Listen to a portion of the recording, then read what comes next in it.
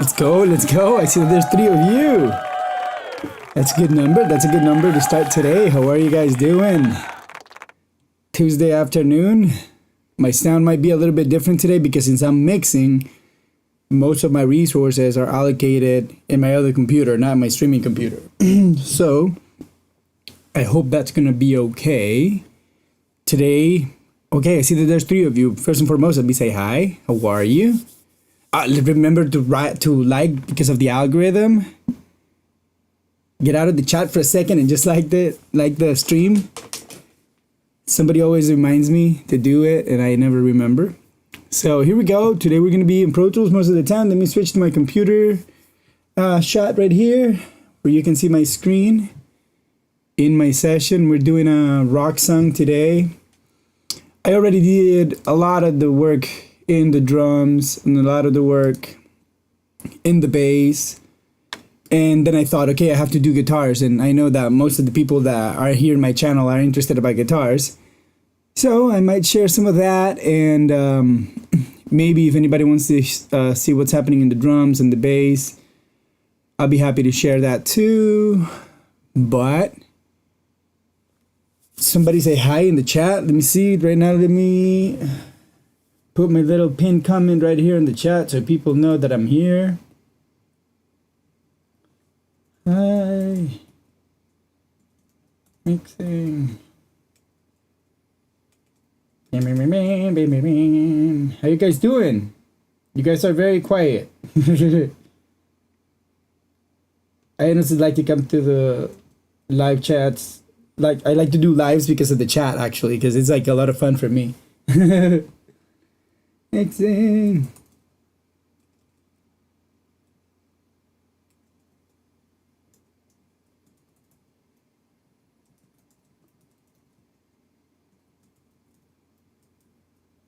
Boom boom boom bam da da da.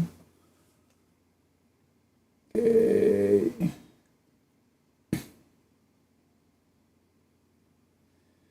Pin the message, close the emote.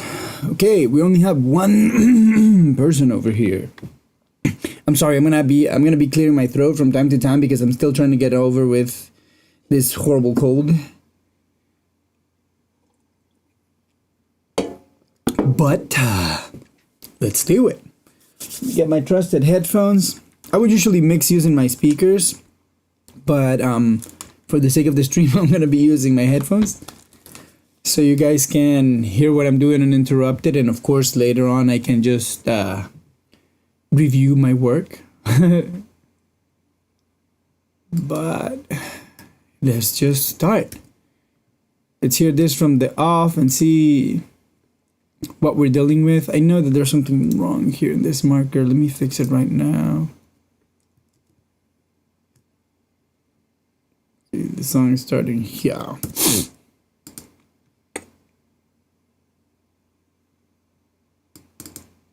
We're gonna call this guy in. And I'm gonna put it right here. It's gonna make the life of whoever comes after me miserable. Because they're gonna have to use a 1/4 note offset. I mean, it didn't have to, honestly. Whatever. We could keep it like that. Just for the sake of that next person. Whenever they're, I don't know if there's like a TV mix for this or whatever. A TV mix, if you guys don't know, it's you remove the main vocal out of the song, but you leave the backgrounds, the doubles, whatever, maybe some ad-libs you keep. I mean, you talk to the artist or the management and you figure out what they're gonna need and you just do it. Let's see what we have here. Let's hear it from the top. And right now, let me actually remove everything that I have done for guitars. And let's just hear. This is basically just like how it came. And just like if you're interested to know how this was recorded, most of these guitars are just, you're gonna, in this case, for example, this is just an amp, and then this would be a FX ends. and this would be just the amp. Dry version, this would be left and right guitars from one guitar, and then left and right guitars from a different guitar set. And then these are like effect guitars. I like to separate everything according to sort of like what they're doing, and I'm gonna try to explain myself a little bit better as the stream goes on. But for now, let's hear what we're dealing with. And some of you might have already heard this song because I produced it. I did some of the production here in live stream. So now I'm doing mixing for the same song. Whatever, here we go.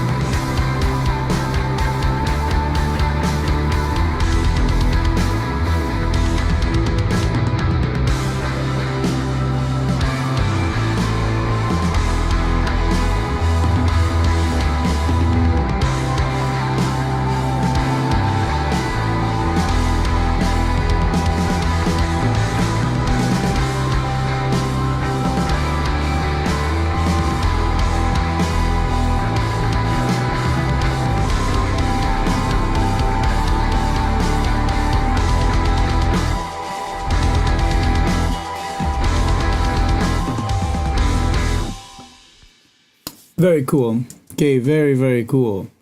My friend Jordan, what's up, my man? Good to see you here. Today we're doing some rock mixing here on the channel. Let's see. So yeah, just the guitars the way they are right now, they sound pretty good. Since we already have like a lot of space in the drums, we can really hear what's happening already. And so I don't have to go too over the top processing the guitars. But right out of the bat, I heard a few things here. Let me see what's this. Let's see.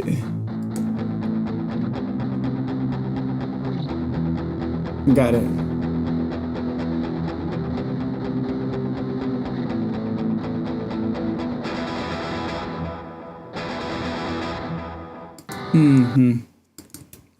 Okay.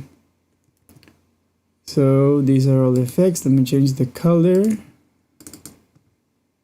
So I remember. These are not main sounds. And then this, what's this? Okay, it is important. It is important. I have to pay attention to that for sure. Good.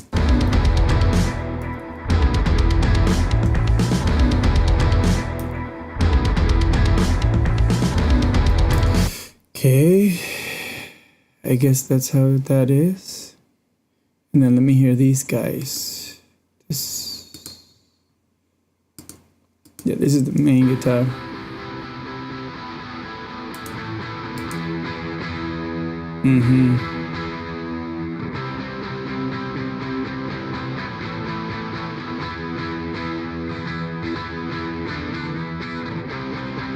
I wonder if I should use this as two guitar players instead of just like... So this would be...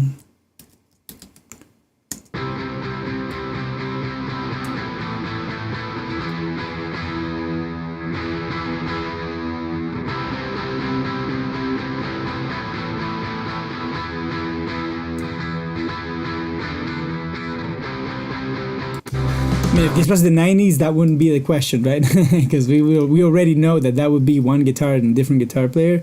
I mean, it's kind of cool, I think. Oh, let me hear how it sounds with this one. This one's backbone.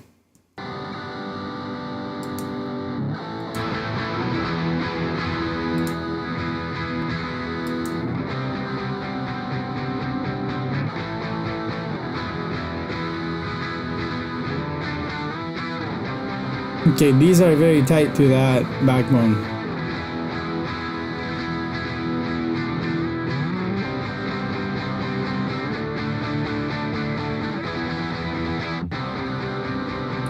Do mistakes along the way.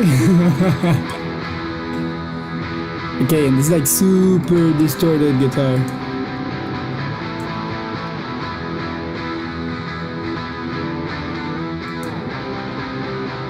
Somehow, all together, it feels cool.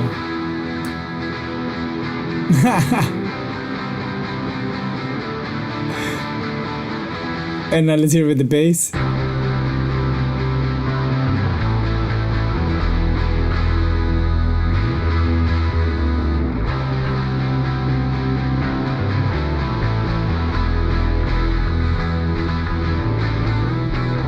Yeah, it's a little messy part there.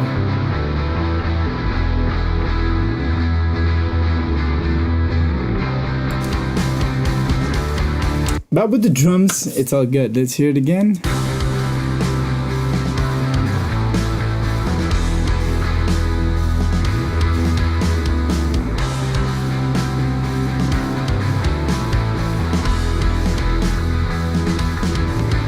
Yeah.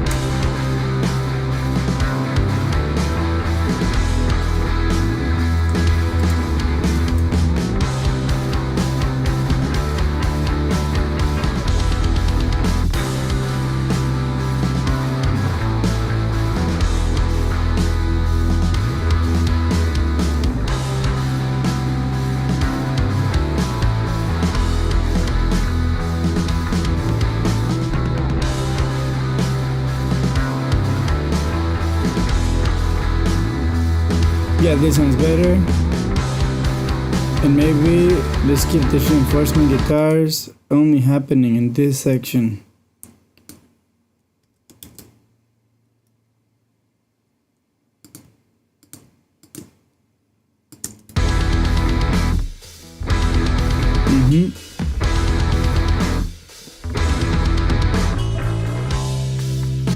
And let's see what happens here.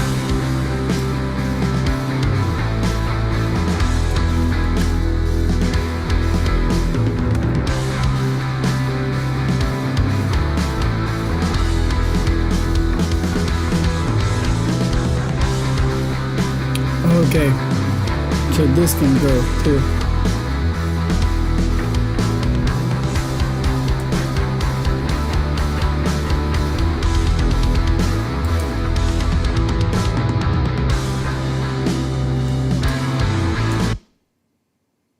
You can keep it there. Here.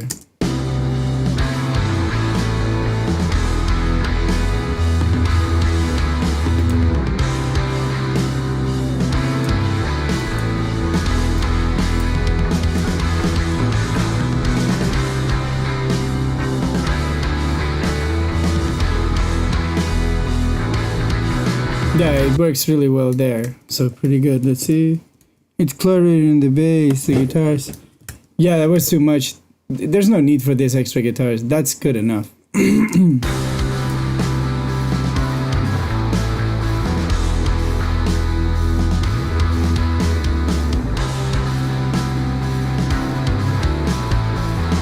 Let's see if we even need this.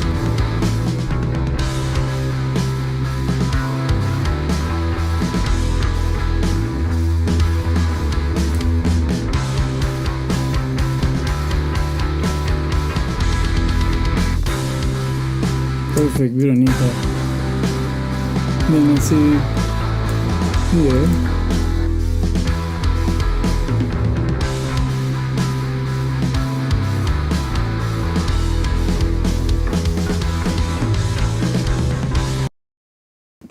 Gotta pick up this phone call.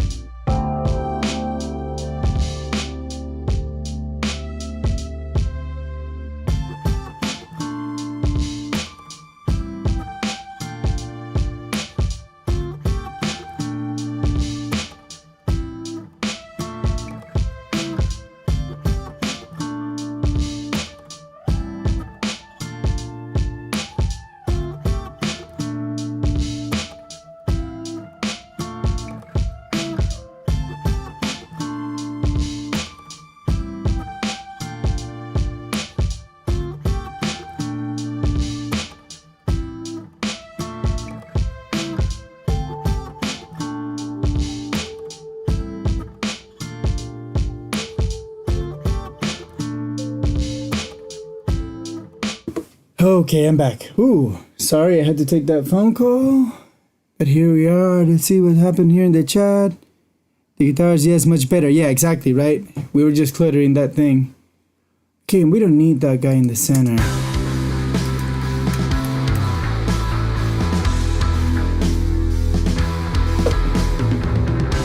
Let's see if maybe we can use a tune.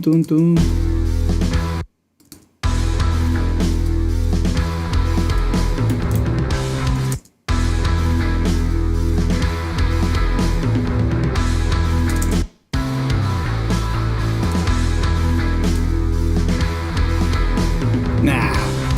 Wait. Is it messy or is it this thing?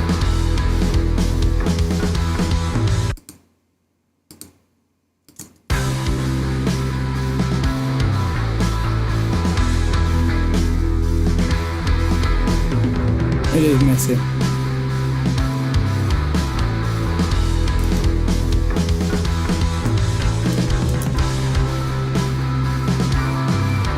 No need for anything else.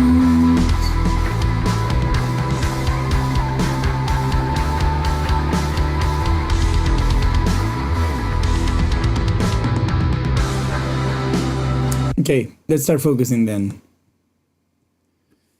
So this guitar does what? Let me hear it.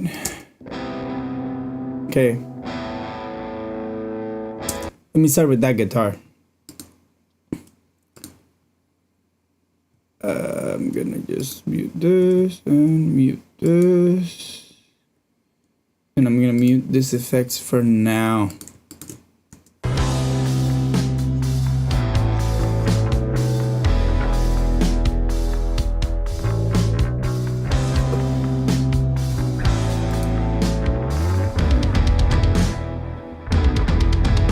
Yeah, this needs to be loud, that part. Boom, boom, boom.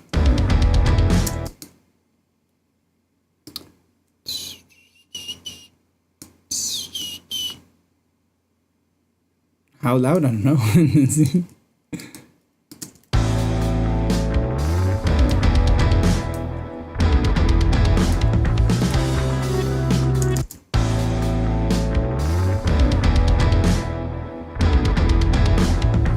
Now let me hear. Is it me or this is too bright? Very bright. I mean, it sounds cool, but it's a little bright. Let me see what I can do.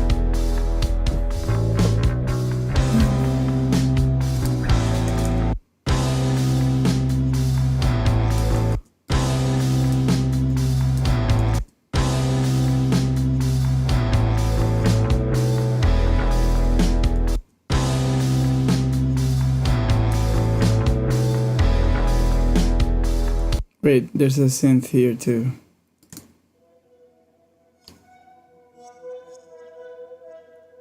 Again, this is little sharp. Let's help it with a little bit of high frequency compression. See, I just wanted to grab those little moments, right?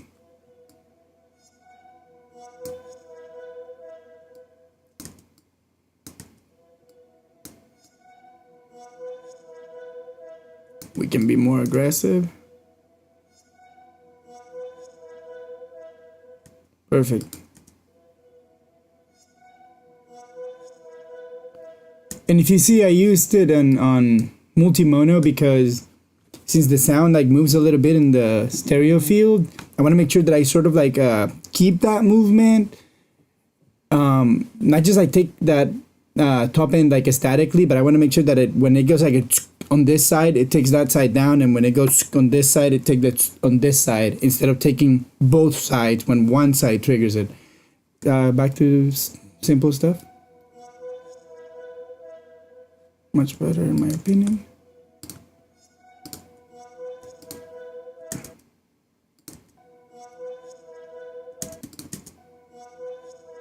Let's go.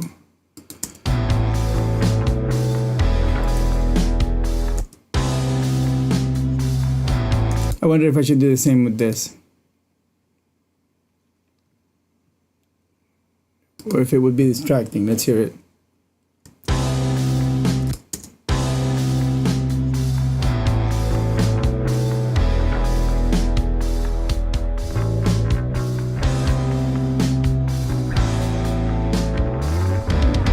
Okay, but there's more.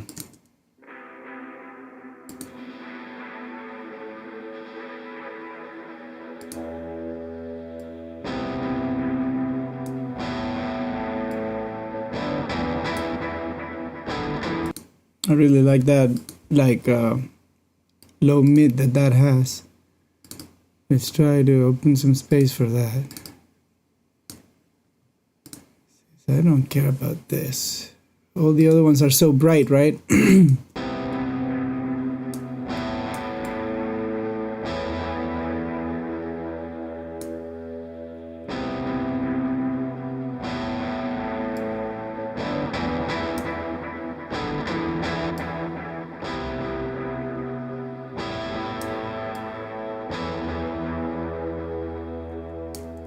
Okay, now I feel like there's a little bit more depth. I'm gonna check this on my speakers because that's what I trust the most.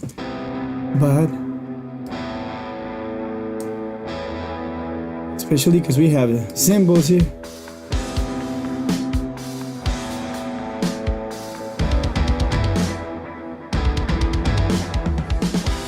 Can be more aggressive, maybe.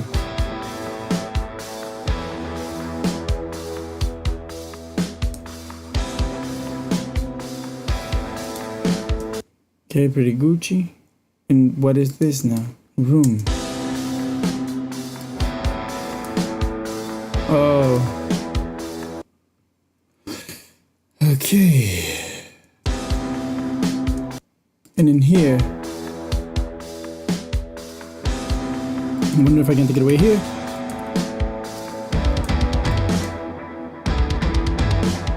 Let's see if I can take this away too.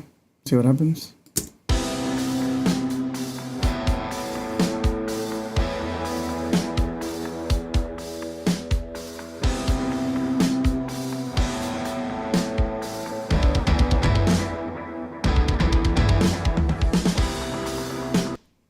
See if we keep the room.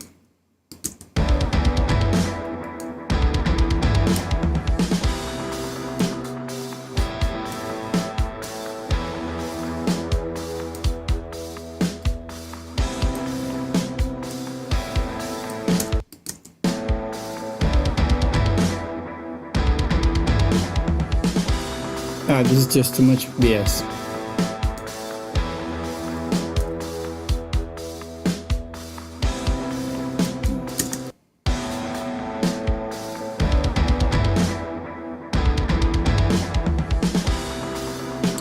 That is as good.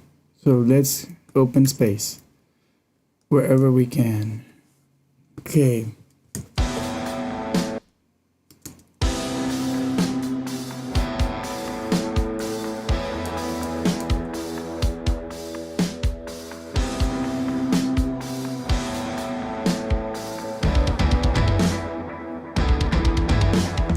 This needs to be compressed, my friend. It's a good sound, but should we use our good friend? Let's see what it has to offer.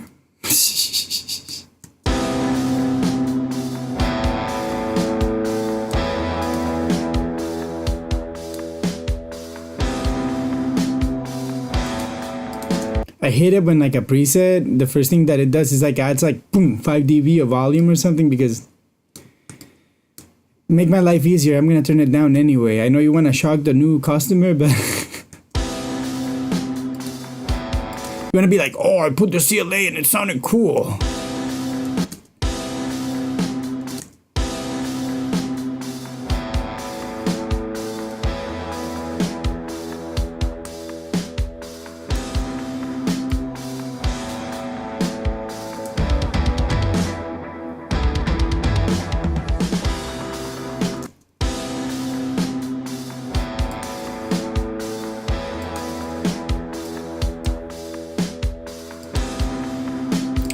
Man, this guitar sounds very faint to me.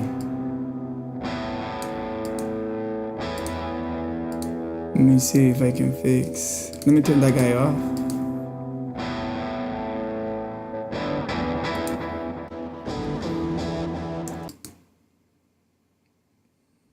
Just whatever.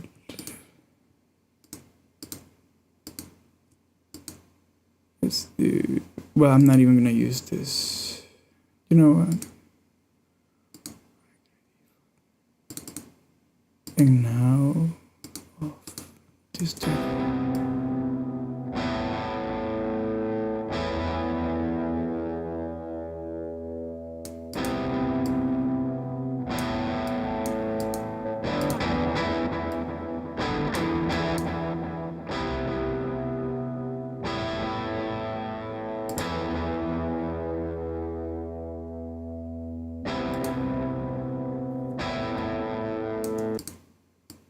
Let's just be extreme and see how it feels in the context.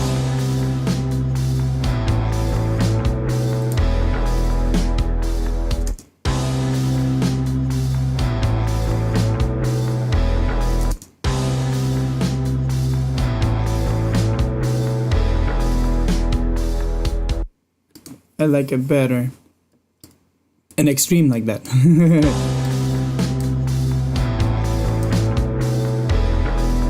Just a little too dynamic. Let's see. Let me see if something fancy would work, or if I should just go for a simple limiter.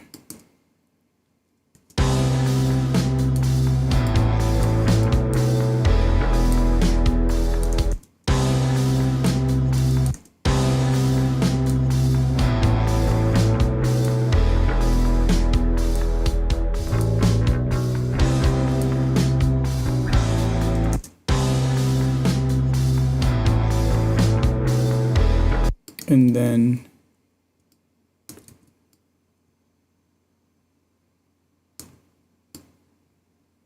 I really want to hear this guy.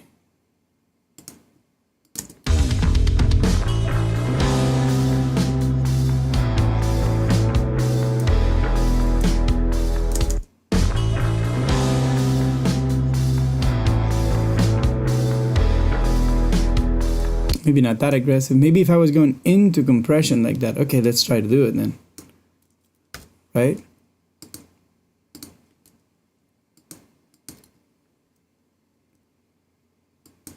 Instead of thinking that it could be good, why don't we do it? Let's see. Let's see what that does.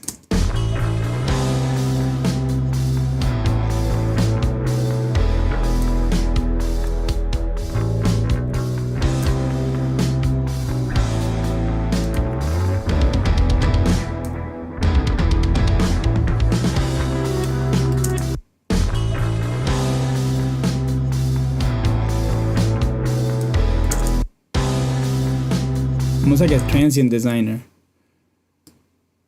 Yeah, it's too aggressive regardless if I do it before compression or after.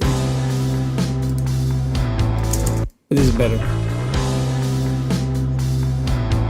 Rather have a strong one than a weak one. And now let's compress this guy.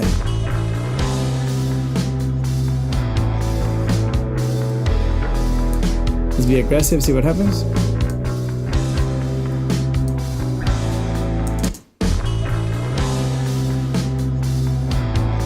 This is horrendous. I should have never done this. But you know, if you never try, you'll never know.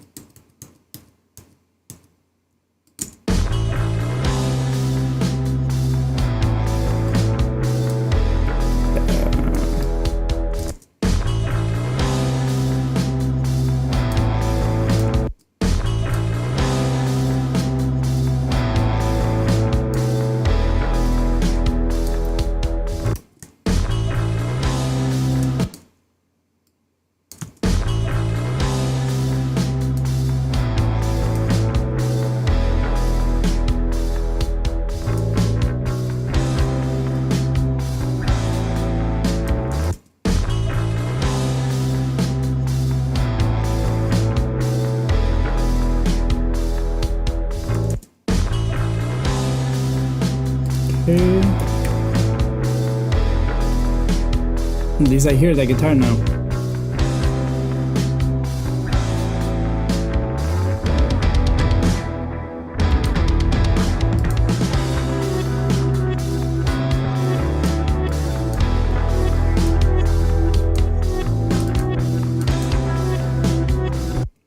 Now that we're doing all that, let's see if we need to be a little bit more aggressive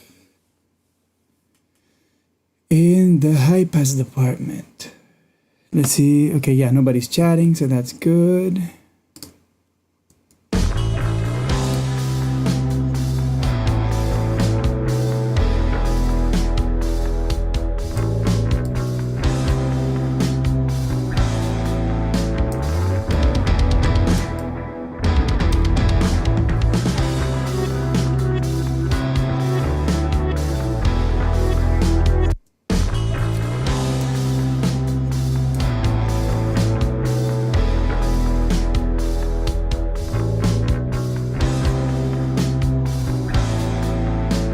Wonder if I can copy this guy. That sounds so cool.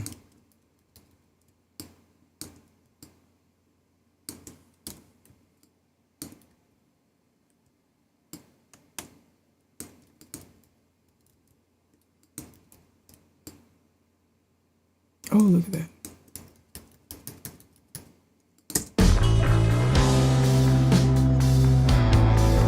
Let's go. It's the best.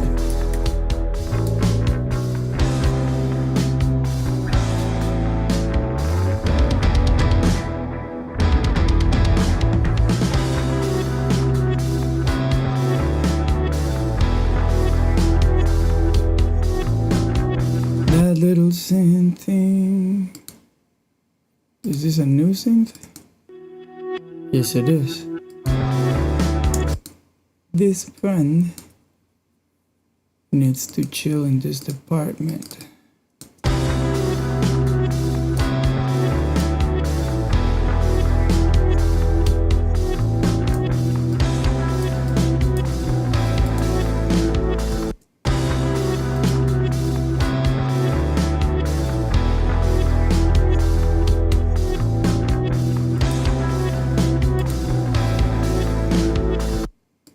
Wonder if I could like open it a little bit maybe. We already know there's gonna be a vocal there. Hello.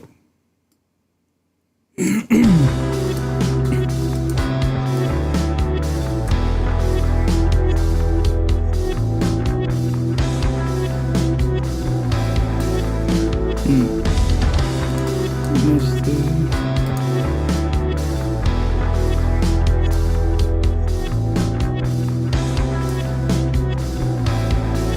No, that is the life. Let's keep it there. He lives right there at that 300. It's just very loud. But now let me see if I can open it. Let's see.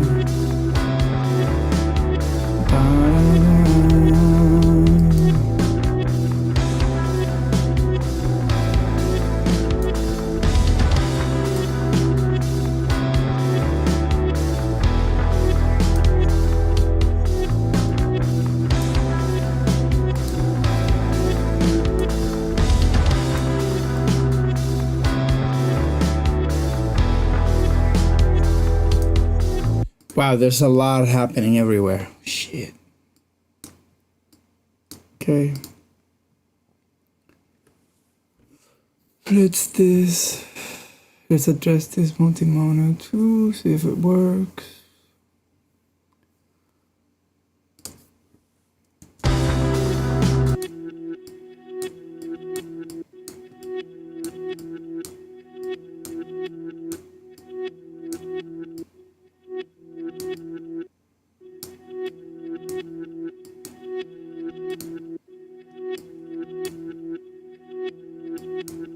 This is just like a nice little like noise reduction thing. I like it because in this case, for example, what it's doing, since it's like, I think it's sort of like adaptable in a certain way. It works with your dynamics.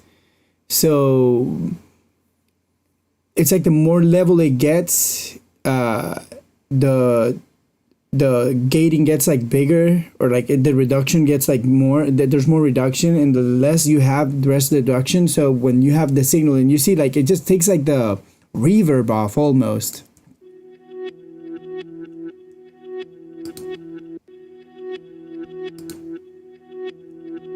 And also it's like shaving a lot of like the high mid range.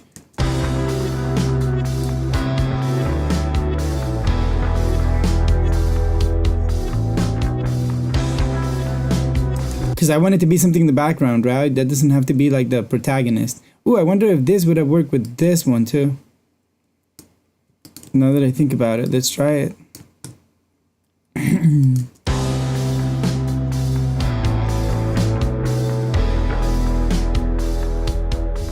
Sounded pretty good.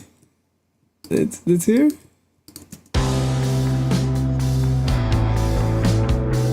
Wow, I actually like it better. That's cool. I like better what it does to it just makes it warmer, right? Because it takes some of that harshness off.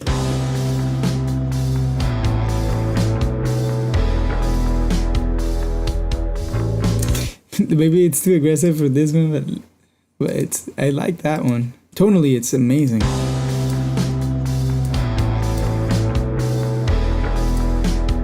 Yeah. Wow. Cool. That's cool. It has a lo-fi feel to it too. These guys, let's just be a little bit tidy for fun. Okay, so now let's see how much it bothers me.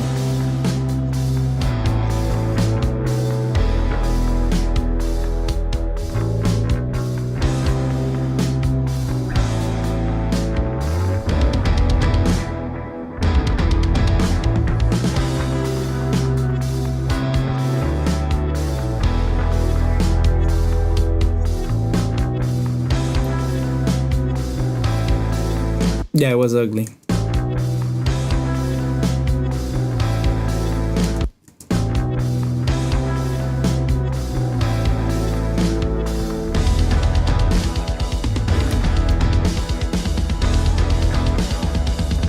Okay, same thing here. I think I'm gonna get rid of them.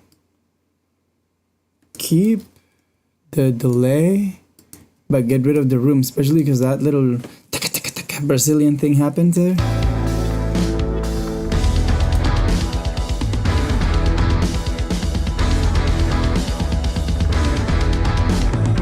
Yeah, it's gonna be cool like that. Okay, now let's address what happened here. Okay, this is just like keeping time. Do we need keep time?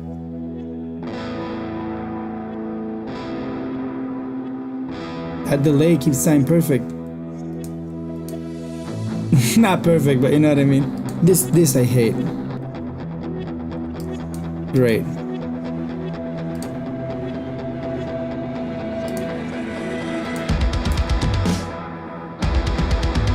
Yeah, let's keep that.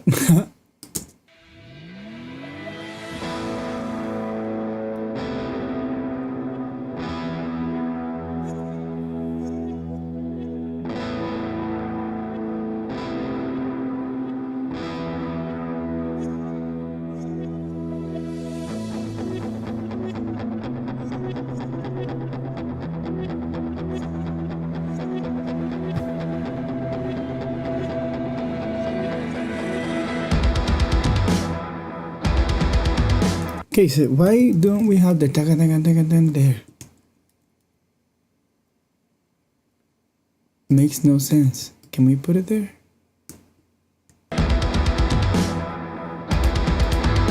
I wouldn't have heard that anymore. But definitely has to go there. Then there's another thing. I hear like, is there like a symbol missing?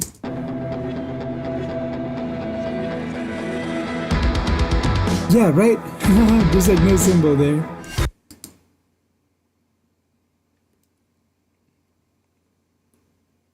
Let's put something. Let's try with this just for fun.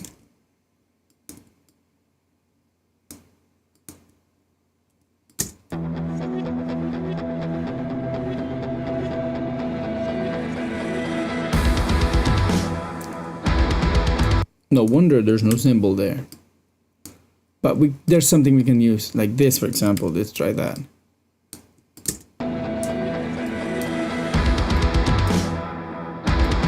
Right? Then we can do something with this guy too. Let's get one of these doubles like this one. And let's do this. Boom, I already have it ready. Let's go. And then a little bit in there.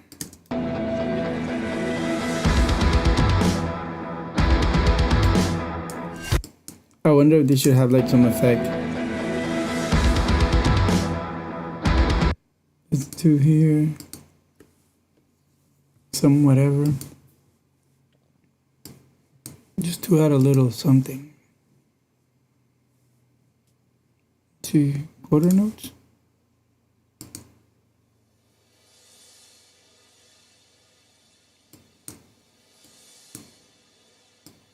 I guess 8 note.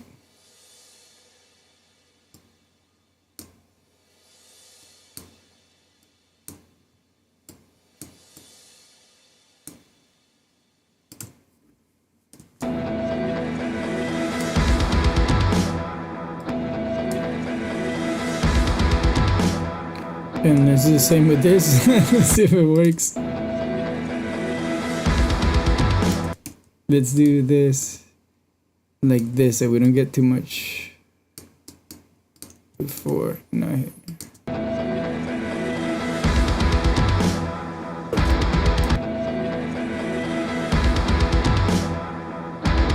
Whatever, I can mute it, but at least I did it already.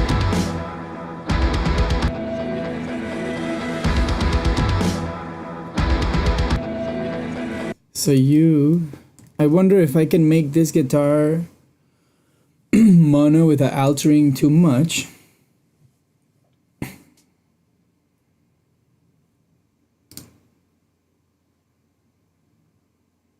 Sorry, stereo I meant. Let's see. There's a couple ways to do this. Let me start with whatever the market claims. Oh, we can make mono to stereo with 0 phase issues. Let's see if it's true.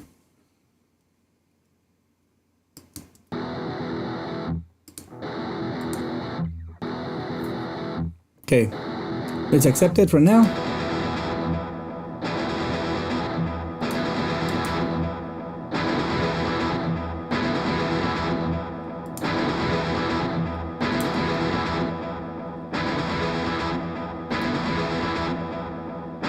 Okay, and this doesn't go because the part is different. I wonder if these guys go. Oh yeah, there we go.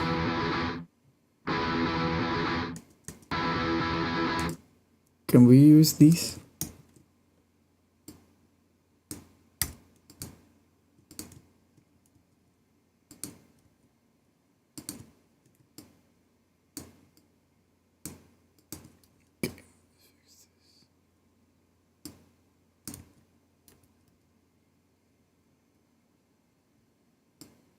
Honestly, I'm just gonna be extreme, see what happens.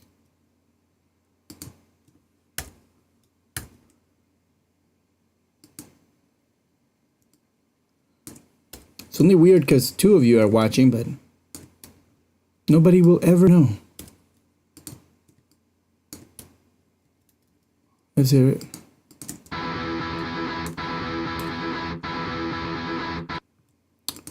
And now, right? Is it here?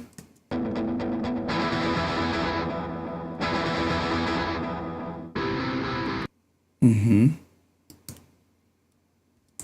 Mm-hmm. Mm-hmm.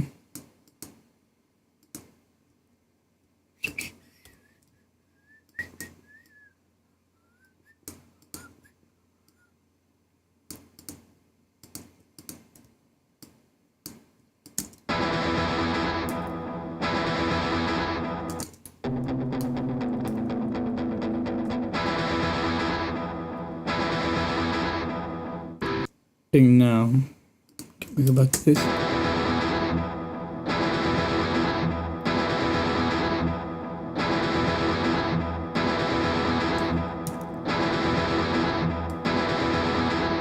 Right? Right?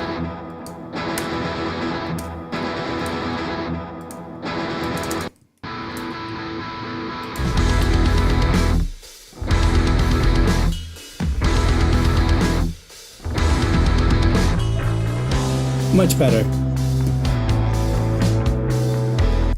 Okay.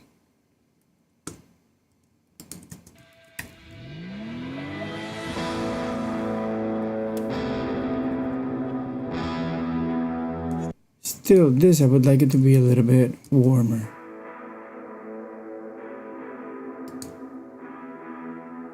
Let's see, how can I cook it? Let's make this bad decision, see what happens.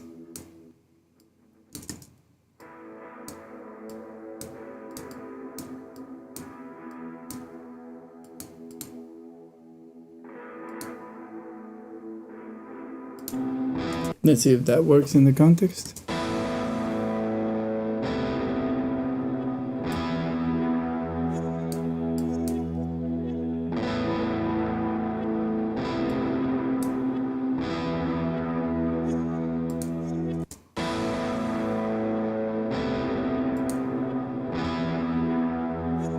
Yeah, that's what I like. What can I say?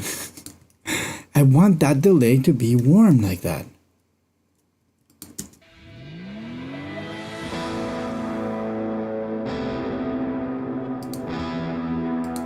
That room has a going, let's try to take it away.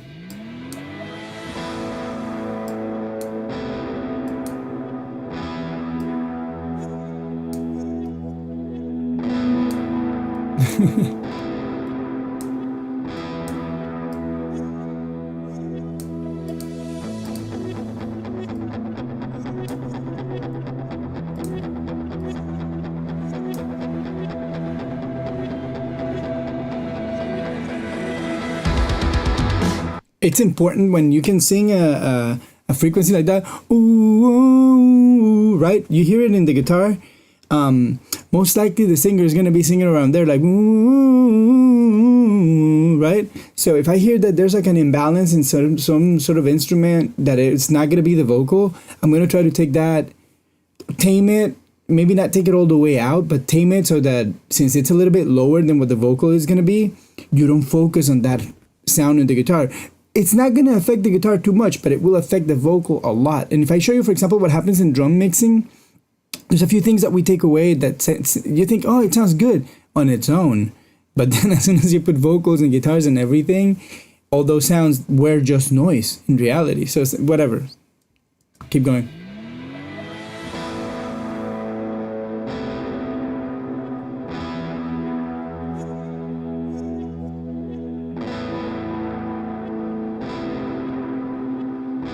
Let's see if instead of going so granular for that note, let's see if we go for this whole section.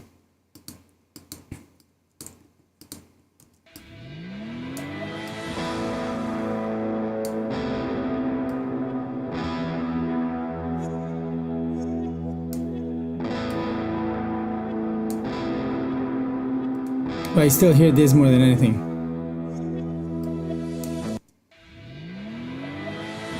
Wait.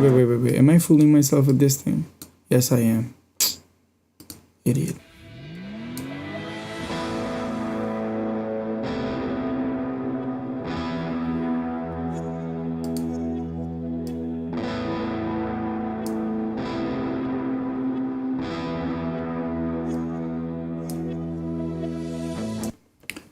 Nicholas Aragon, my friend, can't stick around because I gotta drive home from work, but I wanted to say that I like your content, homie. I appreciate you, my friend. Thank you for taking the time. Thank you so much. I know it's really hard to take the time to say something nice, right? It's really hard. I notice, and in the comment section, I've learned that through YouTubing.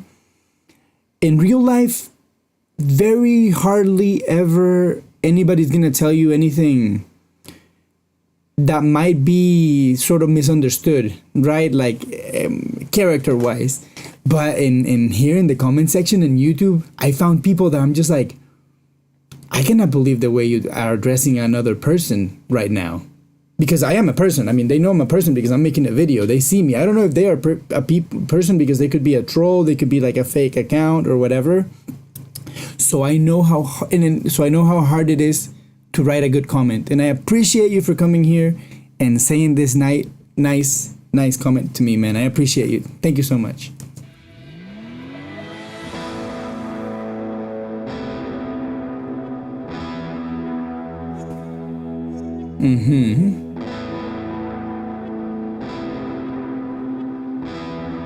Nice.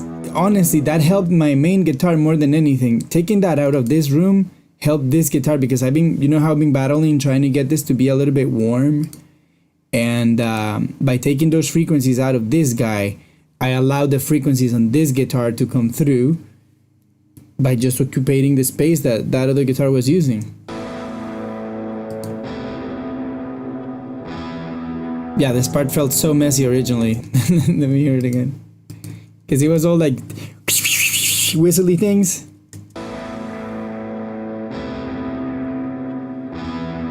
Still cool, but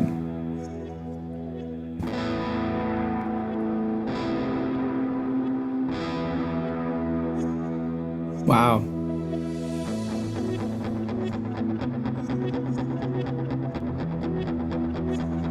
Perfect. I love it.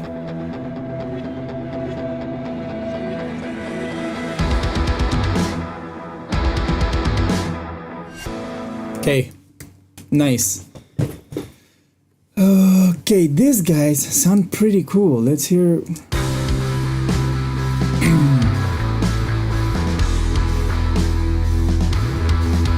Oh, I hear that. Oh.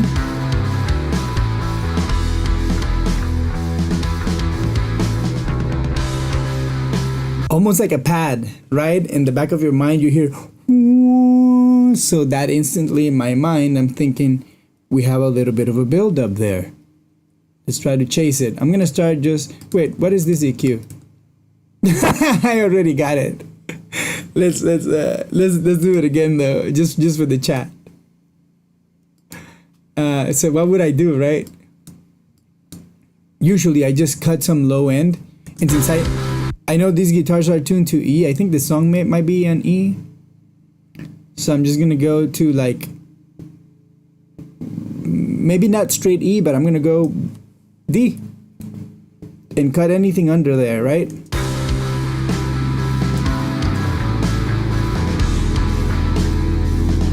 But you're like, ooh, let's try to find.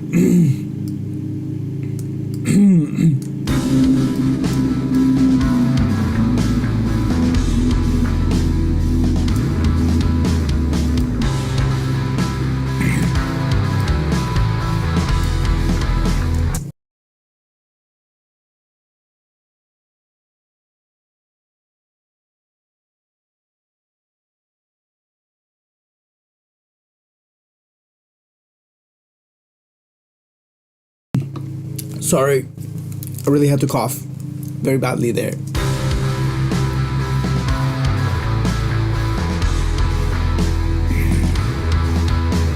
This guy is affecting me more. Let's hear it.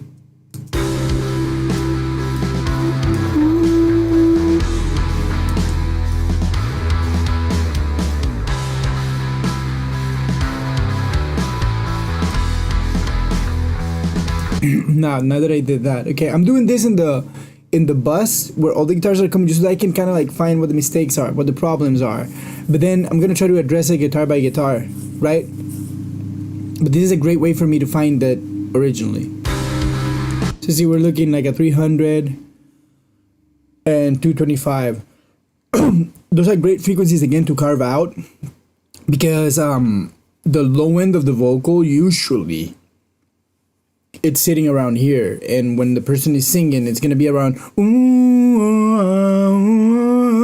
right.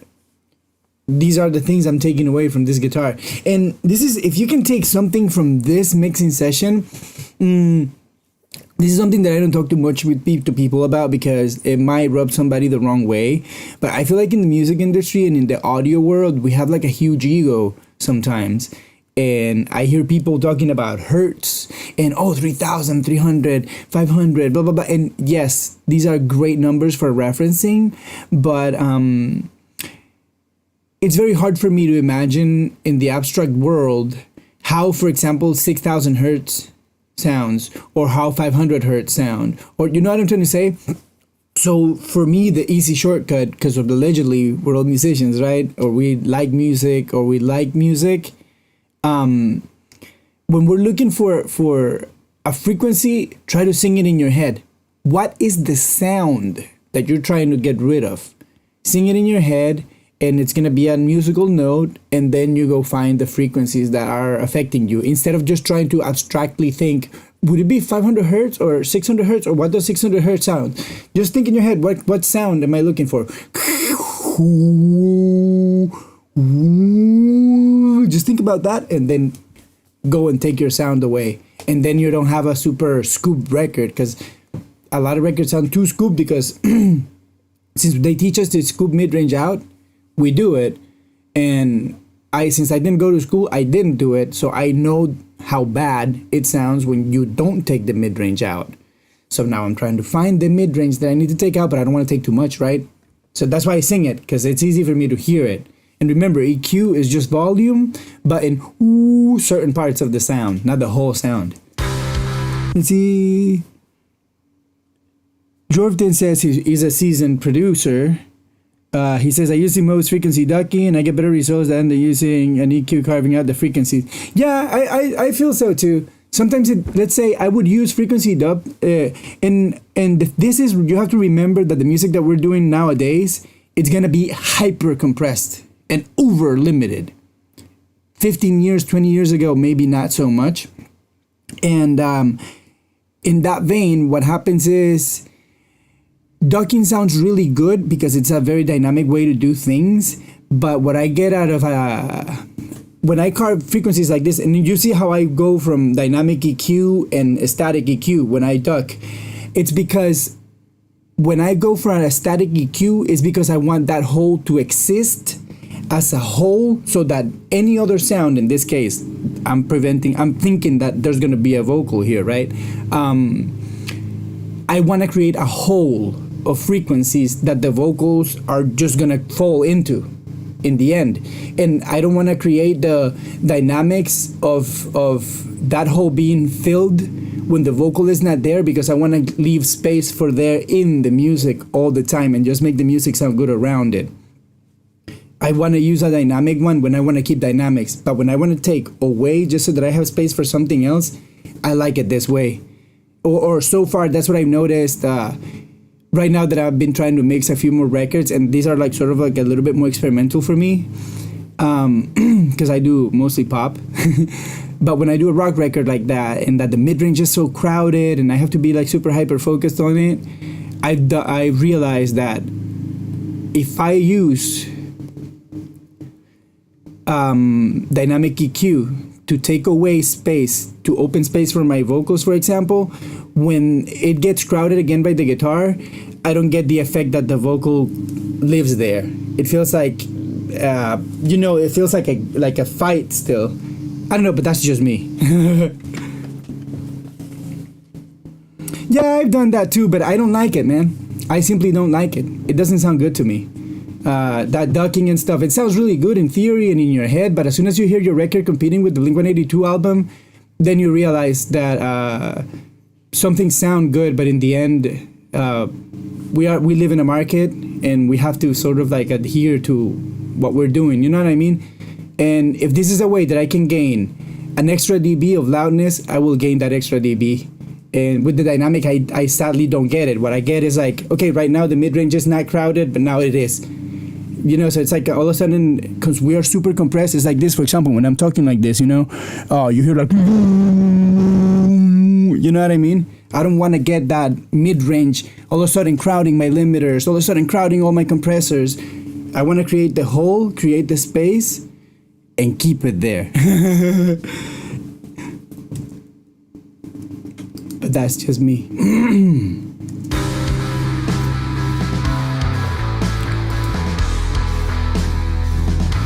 Okay, so now that we discovered that this is like 300 and 200 that we're having too much of, let's do it guitar by guitar. And especially because I just want that coherence in the stereo field. If I do the work that I should be doing in two mono EQs, if I do it in a stereo EQ, I am losing the dynamic in the stereo field. So see, I sacrifice some dynamics in a certain place and I gain them somewhere else. It's trade in and trade out. It's crazy. And I wish I had all the answers, but I don't. But this is what I'm experimenting with at the moment in my career. And ducking the vocals, I've tried it. And a lot of us are doing it with the basses. For example, instead of like in pop music, we're doing, for example, bass or 808s when you really want that super huge bass. What we started doing for a while, everybody started like cutting the waveform, like the top of the transient of the 808, so that you can have space for the kick drum. And then what we started doing now, more recently, maybe in the past couple of years, it's like we use soothe and we just trigger soothe with our kick, and we just like trigger the fundamental frequency of the kick out of the 808. But then again, I feel like it's cool sometimes, and sometimes it just doesn't work to me. Sometimes I just have to low cut or like just like take that frequency out. I feel like it's funny how things change when you're mixing, when you have to slam a limiter, and it's incredible. There's so many theories that I've had in my head when I'm trying to approach a mix, and I am thinking I want it to sound like I don't know. I really loved the mixes like in the beginning of the 80s when they were still like doing funky music, sort of disco, sort of funky, but it was like super nice, polished, and like it was starting to sound really nice and compressed and polished is I think the best way I can say it. For example, like sort of like some Rick James albums. Those like super punchy kicks, you know, like super cool. And then I think about doing it in the future. And then, you know, you hear all these new records like Dua Lipa and Sabrina Carpenter and everybody who's using the Oliver drum set. If you're a music producer, you know what I mean. And we feel like, oh yeah, but they lost that part of the sound. Yeah, but they gained 10 dBs of loudness. That's the thing. And you cannot just take it off. And then I hear, for example, what Servant did with that remix of the Bee Gees. Is it Midnight Fever? I think it is Midnight Fever by the Bee Gees. And Serban Gania, at least in my world, I think objectively, he might be the best mixer in the world just because technically his mixes are very, very, very close to being perfect, because let's say if you try to be louder than him, you're going to be more distorted. So then you're like, oh, how is he so loud and not distorted? Then if you want to have more bass than him, then you're not going to have the shin that he's got. So you feel like you're always trading more than he does. So we all try to beat Serban. even Spike Stant and all the greats, Dave Pensado, and I know these people, you know, personally. Not Serban. Serban, very hard to meet him, but I know, and I talk to a lot of people in the mixing industry and in the engineering world, and you cannot stop thinking about Serban, because Serban does, I don't know, 300 of the better hit of the 300 of the hits in the year are gonna be mixed by Serban. So if you only mix 2 of the hits of the year, you have to be thinking about what Serban is doing. And when he did that song with the Bee Gees, I feel like, again, he's the closest to have done that, like super punchy kicks and punchy drums, but he got that big low end and that super loud mix. But it does sound a little bit distorted at the top. But then, you know, everybody that was producing the track and everybody, they all thought that was tolerable. And it was, you know, allegedly. I mean, definitely. But, yeah, mixing is so weird. I want to read what my friend is saying here. The 80s had no huge low end.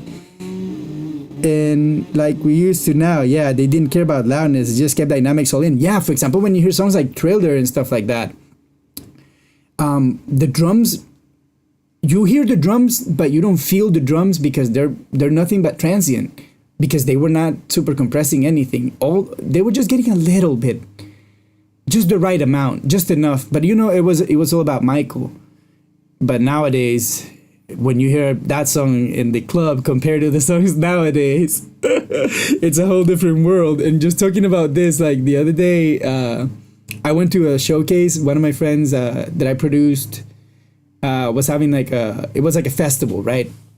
And a bunch of people were like showcasing their music and stuff. And I produced this guy and I mixed this guy, and I was just thinking, wow, all these guys sound incredible. And you know, all these kids are like graduated from Berkeley and stuff. Because when I grew up, especially me growing up in a third world country, like nobody was thinking about going to engineering school, you know, to learn how to produce records and, and that kind of stuff. But so here everybody does, though. In LA, most people are like graduates from school.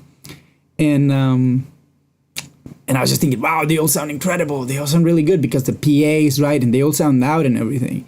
And then my songs came through and they sounded cooler, man. And the crowd went wild. I mean, it was great. I mean, granted, this guy was the headliner of the little festival, so it made sense.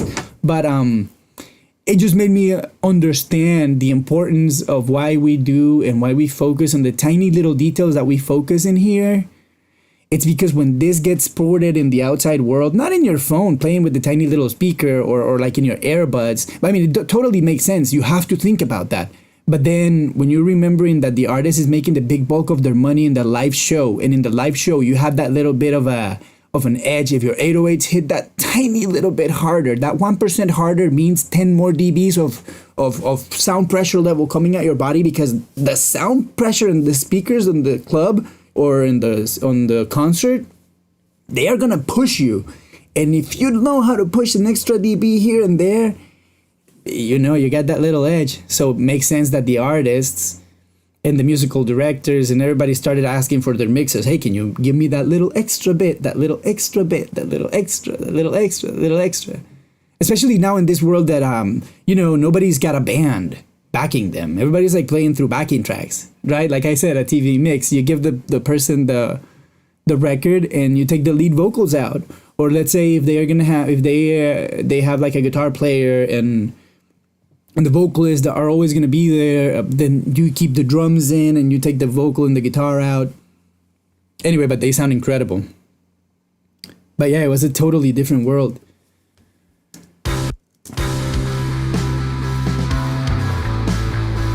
Okay, so let's get back to this guy. Let's cut the low.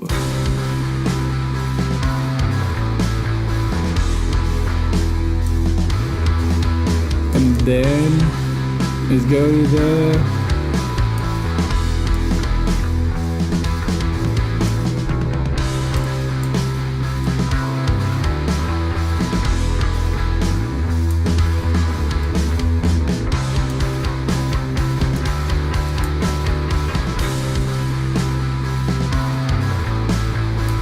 It's so hard for me to hear in that ear. Now I know why.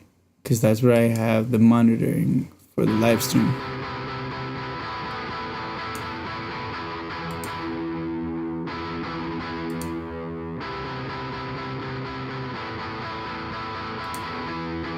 See, I feel like there's no moment that I want that woo to come back. I want it to just be gone and never come back. That woo.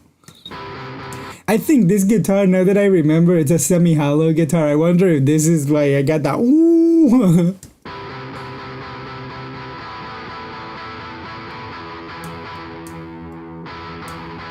I take this thing off.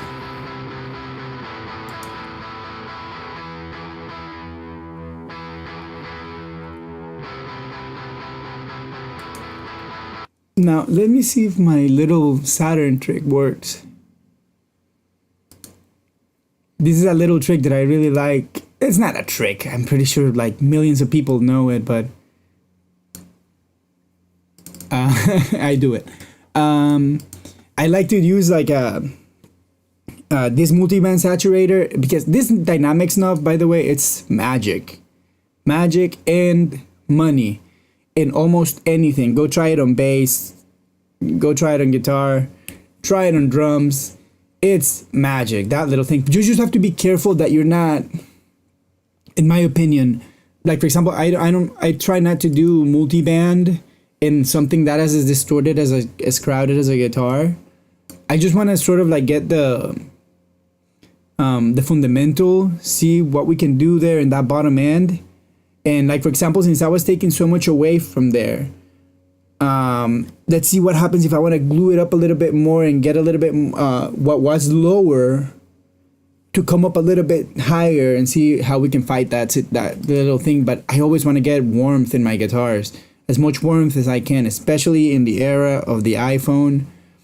I've heard my mixes in iPhone, and yeah, when you hear that 3K, that 2K, yeah, you realize, yeah, and then you start listening to whoever's an amateur mixer because you're like, oh, you have that horrible mid-range right there. Oh, you got that extra 1K. Yeah, that means that you're not doing it enough. You haven't found out that you're making that mistake. That's all it means. You just need to keep doing it. I mean, me too. That's what I tell myself, right? Let's be clear about that. I'm not saying that I'm Mr. Mixer Man over here. No, but I'm learning, and I tell myself this, and if I'm sharing advice with you, I'm going to share what I share with myself, right?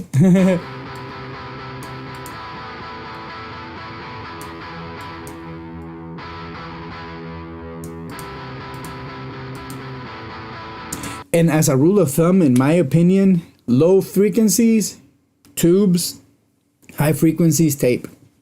Depending on what you're distorted. Sometimes, for example, in a kick, I might not do here anything, but I might just do something here because let's say like live kicks, for example, they don't tend to have enough like punch.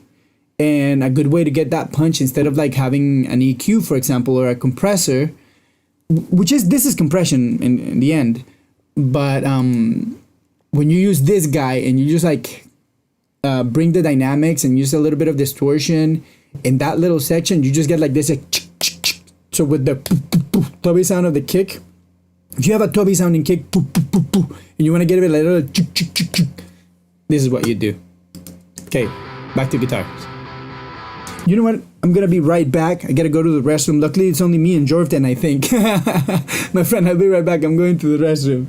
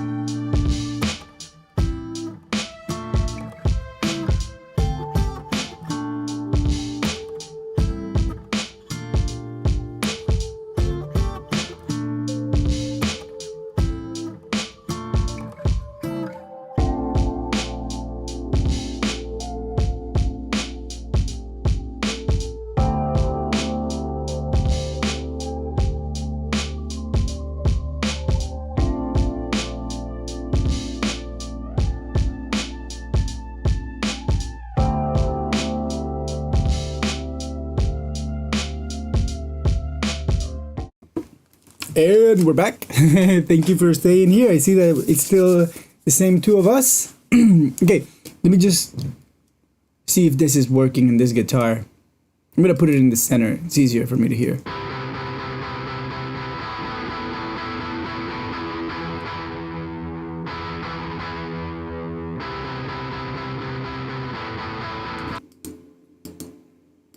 Let's take the drive off.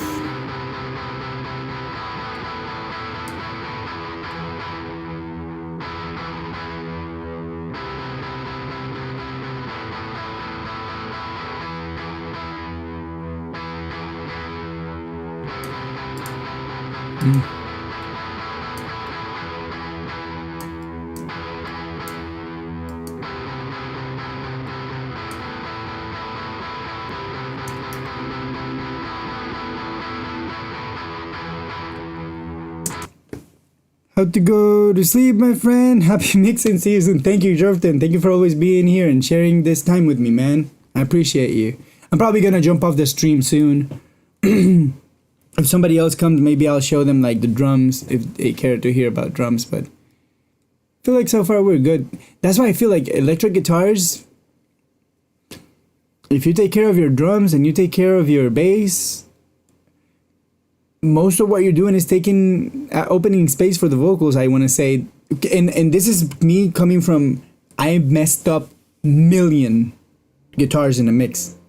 I messed them up because you start carving mid-range here and this whistle here and this whistle there, and then you go to 3K and then you have like 85 EQ points around between 3K and 5K, and it just sounds bad. And then you don't do anything. You take great sounding amp, you don't do anything, you just take away the vocal space, then you put the vocal and it's just like, wow, the guitars sound good. Or that's what I feel. So let's keep going.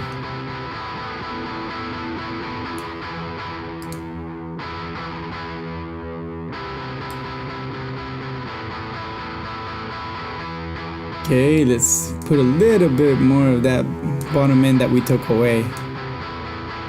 Right?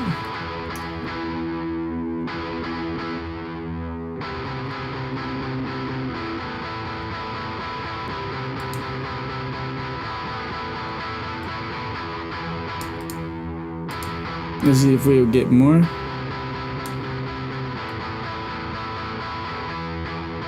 Yeah, maybe I keep it to like 200 and something just because it adds a lot of character. Okay, and since the other one is very similar, let's add the same, but then let's fish for the right frequencies on that guy. See, because this one doesn't have the same problem.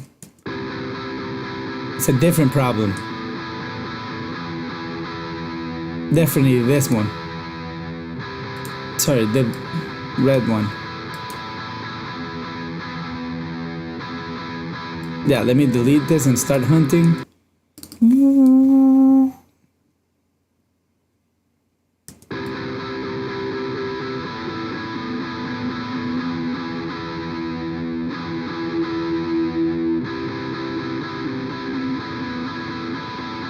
It's the same thing in the end. Let's just open this guy up.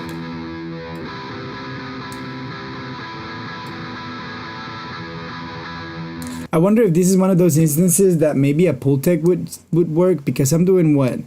73, maybe if I can do 60 and then the dip, let's try it out.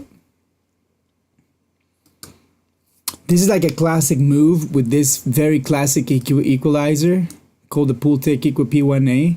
I know that this is a guitar channel, so probably you don't know about this. I think I'm gonna leave this live stream up so maybe more people can check it out. Anyway, but let's say if you do, you see that there's a boost and an attenuation knob, right? And then bandwidth, whatever. So what happens is, let's say if you were to choose 60, you would do a boost in 60, but you would do a cut in 62.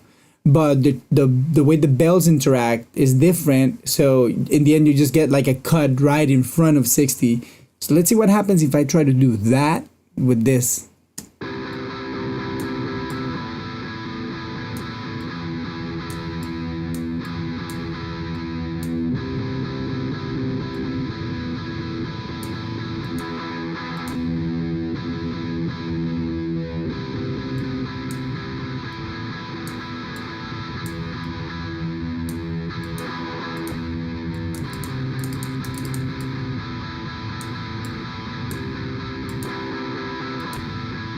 I mean, no, it doesn't work. It was a good idea though. It works with other things. It's too gentle of a curve, and we're being a little bit more surgical in this situation.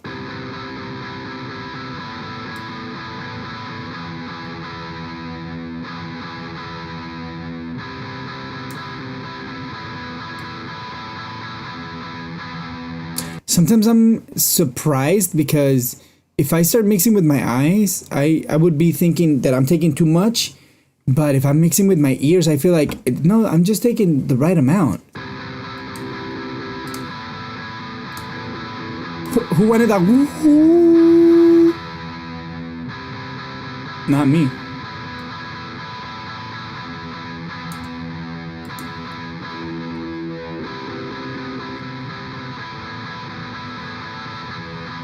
I still have a lot of fizz in here. I wonder if it's just this.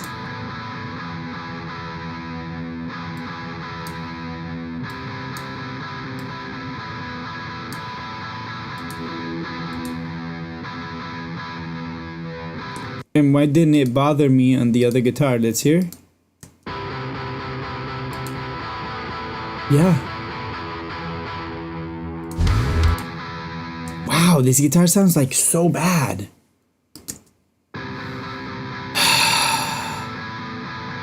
It's like out of phase or something.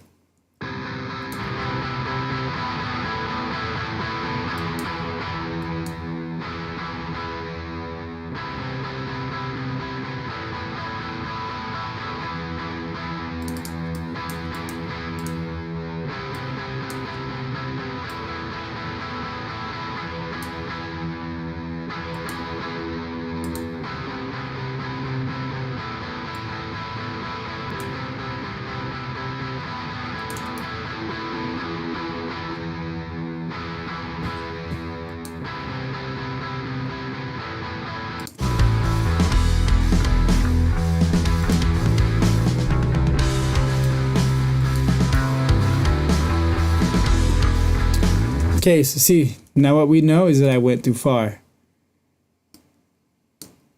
And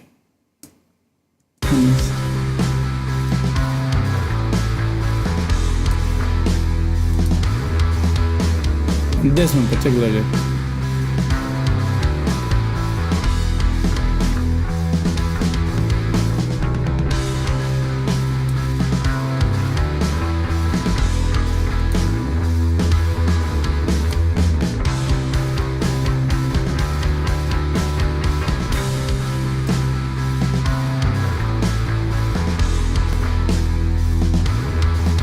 I'm trying to be as far from the second harmonic,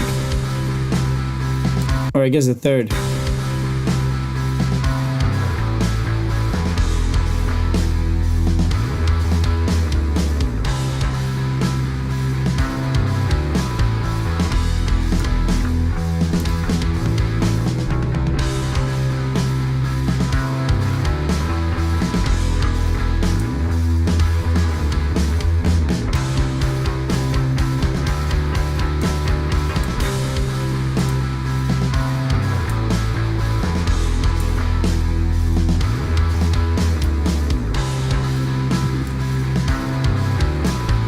Okay, now it's a volume thing.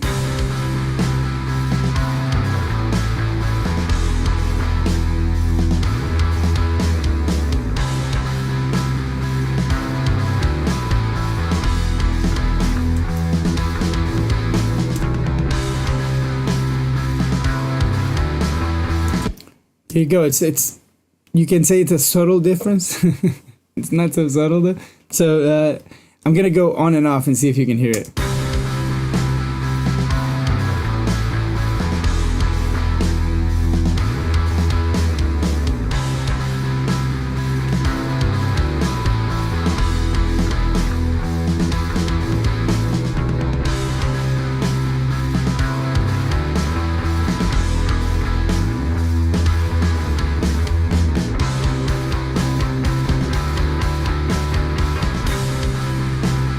Okay, so I think that's a good difference to hear. Now, let's see what can we do to make these guitars a little bit vibier. in the multi-mono realm. Let's see if I can find some nice sounding tape.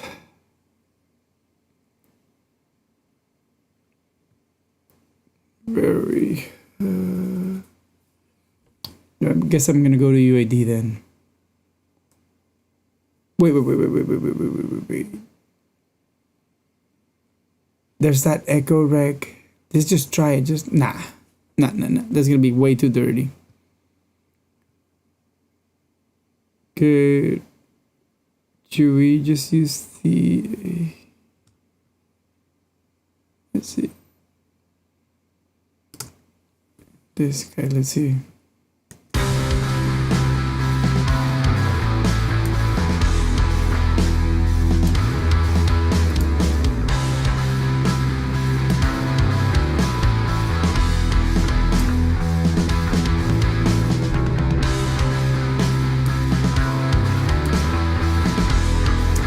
I like that this is giving me a little bit more of that like low mid problem that we had, because I feel like it had a little bit of character. I liked it, right?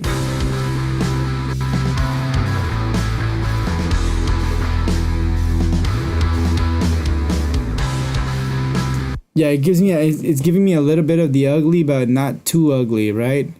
And let's unlink this. Can I unlink? Oh no, I can't because I'm already. Okay, cool. Now,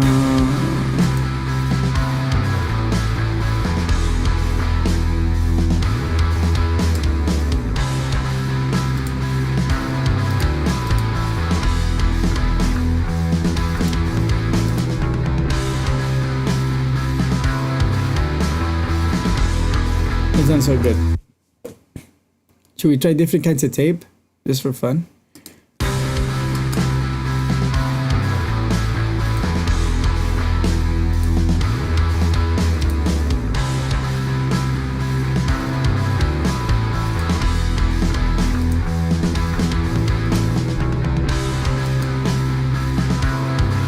I like that GP9 because it adds that problem that we used to have. Let's say we controlled it a little bit and now we're trying to add it to taste. Let's hear it like this.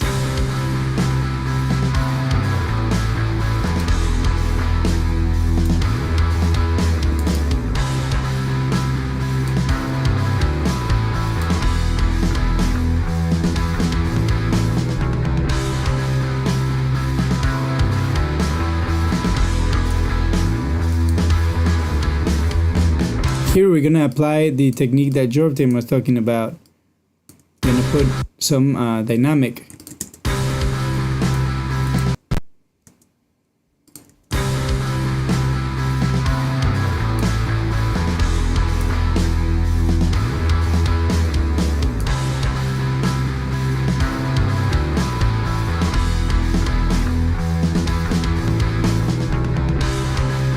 Much better.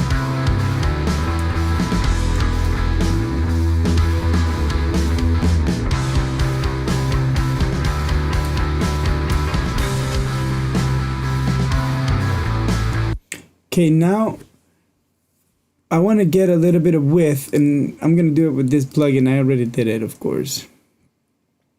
And let's hear. So what I'm doing is I'm trying to back it off a little bit, and then I add a little bit of width so that I'm not getting too much level.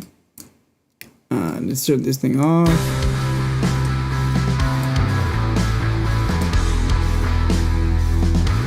It's just opening all my guitars a little bit in the stereo field so that they get away of like what I expect to be the vocals, and of course right now the drums and the bass. And then I have this parallel compression channel.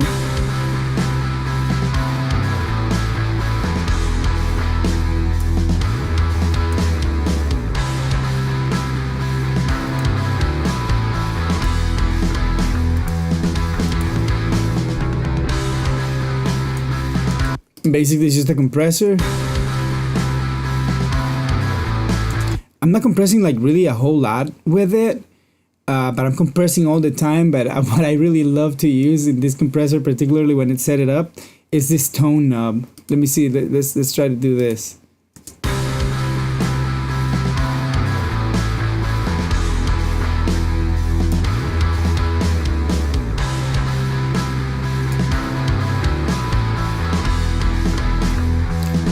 I don't know, I sort of like it in dark. Now that I actually addressed all those problem frequencies that were like woo, because maybe that's what happened. Why I definitely chose to lift it is because I was trying to like counteract in the bus the problem that I had inside the guitars. So what is that? Let's say what I learned with this. Make sure that I do in buses stuff just to think, okay, what is it that I'm hearing? Just so that I can hear it in overall, the whole sound, so that it's easy for me to fish it later. But then I know that I have to go inside the mix and address the individual sounds. And then I can bring some character in the buses, right?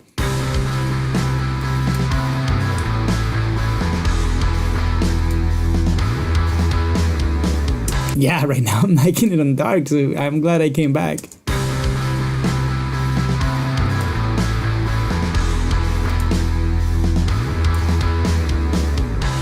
And I'm bashing that thing. And then I have this beautiful trusty old friend.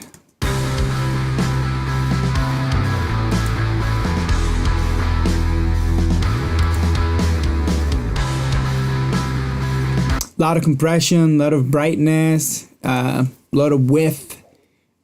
Call it face if you want. Maybe right now it's a little too loud.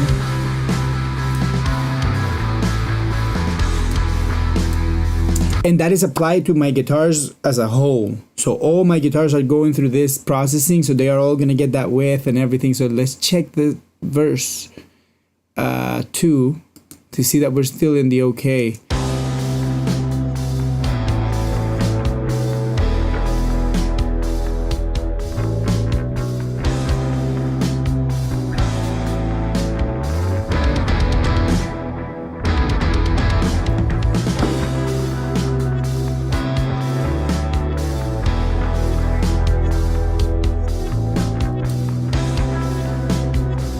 Okay, see, I haven't touched these guys. They're a little bit brittle. I mean, it kind of like fits the vibe. I just need to think, do I want them to be a little bit more mysterious as they are right now with that kind of tone? Or do I want them a little bit darker so that they just add like a mood and like an ethereal quality? We don't know.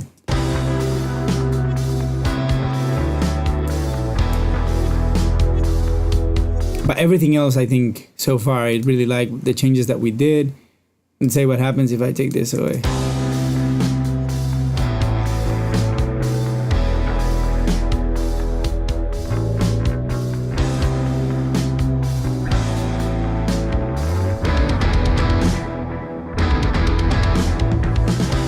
Very good.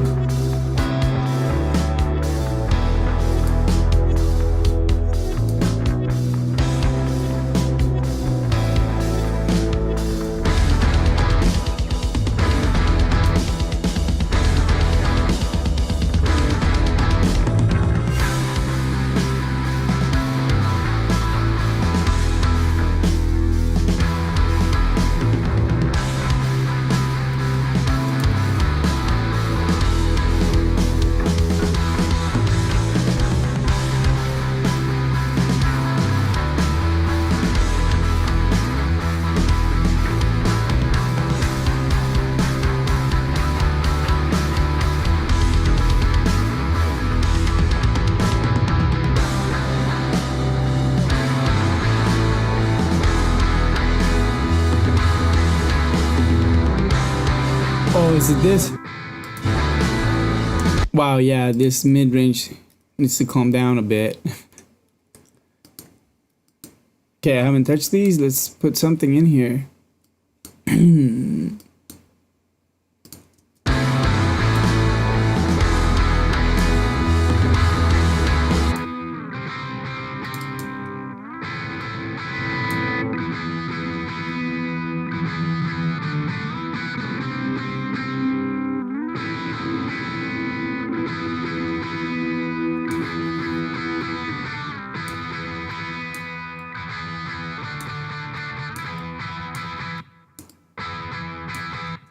Mm-hmm.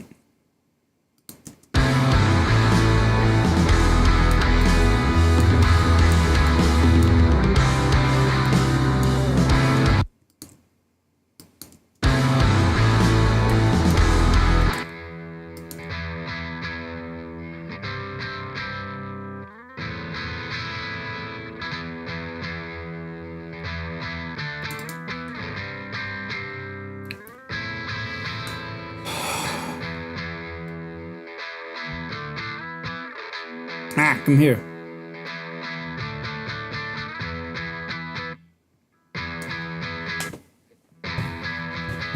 Let's be clinical about it and just take it exactly where the book says.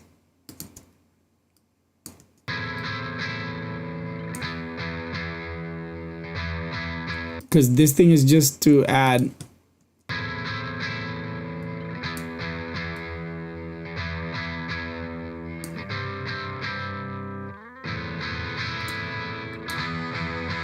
Same thing here.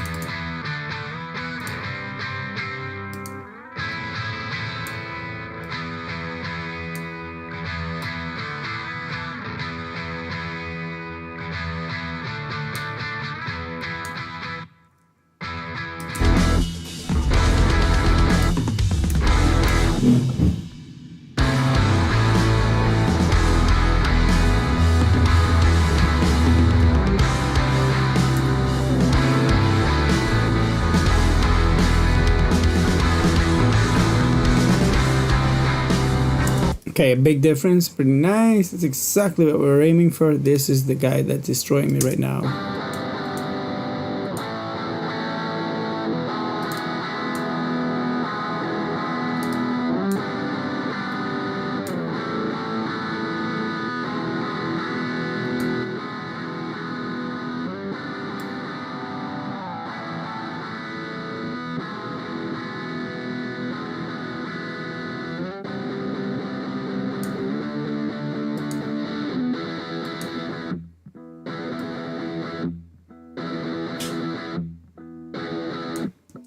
Okay, and you, same situation.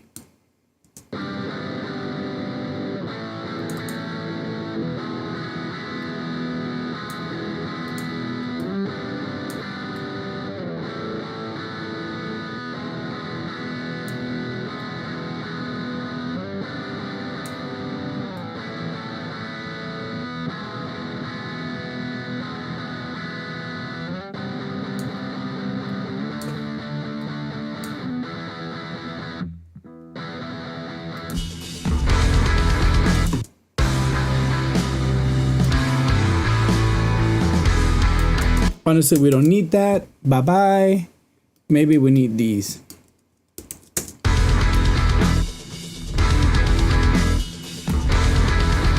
Yep. It's a good fun thing to do there.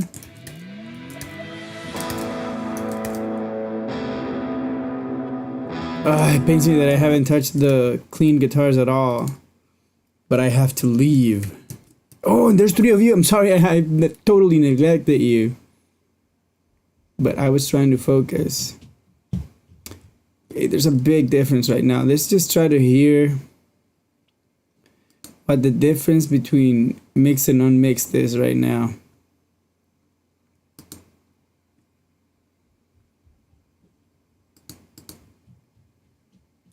I mean, minus like sort of like the distortions that we have and stuff. Okay.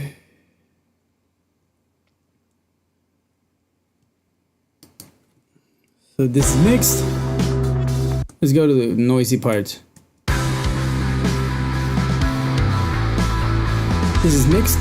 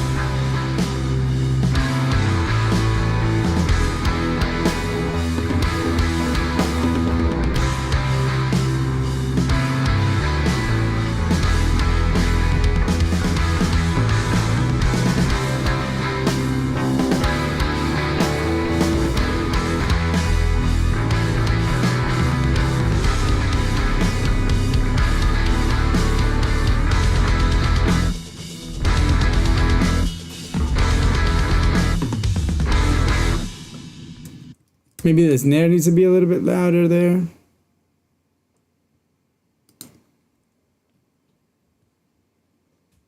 See, but it's a big difference between mixed and unmixed. Pretty big difference.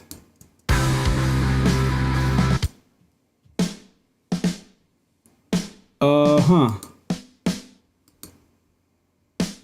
Okay, that's what it is.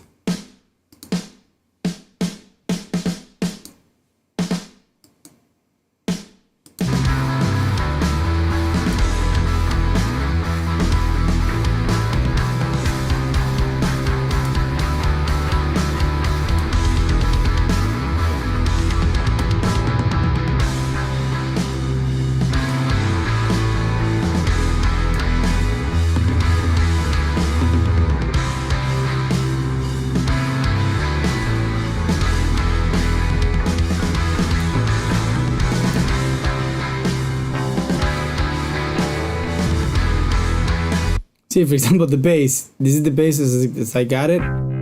So this is the best as I got it.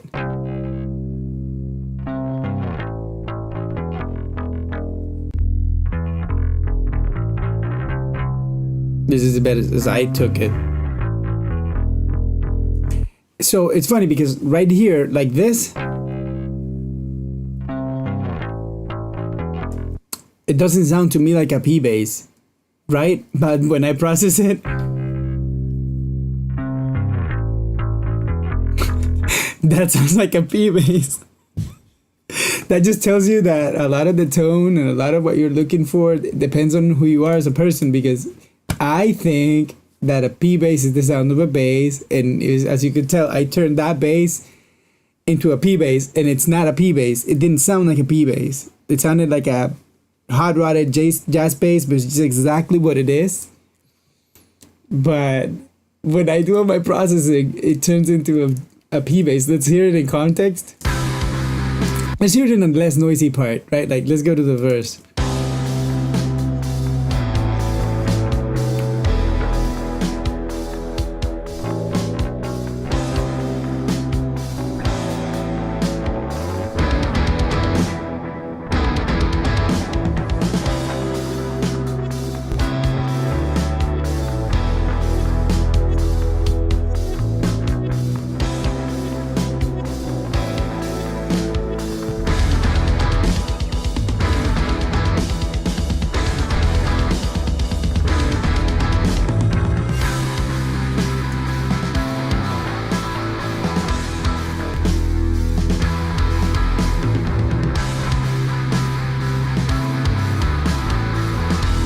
Yeah, that's a big difference with that bass. Okay, I see that there's still 3 of you, but since nobody talks in the comments, it's okay. I guess it's been a good day today. I think I had a lot of fun. I hope you had fun. I hope you got something out of it. And if you did, make sure that you comment, make sure that you like, make sure that you subscribe. Right now, go down there, get out of the chat and put a like just so that you can help me with the algorithm. And if this is something that interests you, like there's kind of like mixed deep dives and stuff like that, I have to mix, you know, in my life. So I'd be more than happy to let you guys into certain things. And honestly, right now, I think like what I've been really trying to learn is like minimalism. We tend to process things a little bit too much. And I noticed that my mixes have been suffering from it for decades. And it's not until you start thinking less about what you're doing and more about what you need to be hearing.